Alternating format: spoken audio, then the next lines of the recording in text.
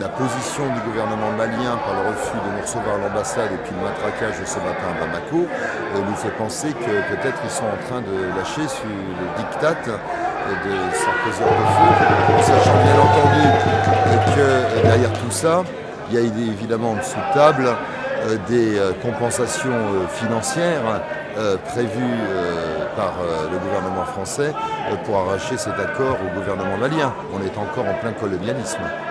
Alors, monsieur l'ambassadeur, vous devriez être au contraire ravi, vous devriez être honoré que des camarades qui se battent, des camarades maliens qui se battent pour la reconnaissance du Mali, pour la reconnaissance du peuple malien, pour la reconnaissance de tous ces travailleurs qui depuis des années sont surexploités, stigmatisés, harcelés, raflés en France.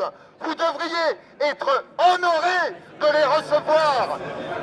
Depuis le 15 avril, ça fait 2 mois donc que les grèves ont commencé, les grèves de travailleurs sans papier. Il y a actuellement un peu plus de 400 travailleurs sans papier qui sont régularisés par ces luttes.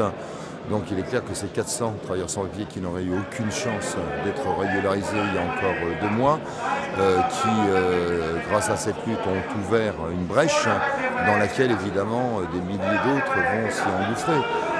La détermination de ces travailleurs sans papier sur leur piquet de grève oblige le patronat évidemment à faire pression sur le gouvernement et qui, à partir d'un certain moment, se trouve piégé et est obligé de lâcher des régularisations qu'il n'aurait jamais lâchées sinon.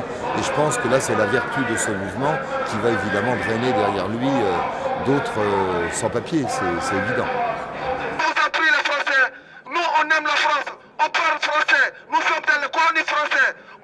Maintenant on nous a dit, intégrez-vous,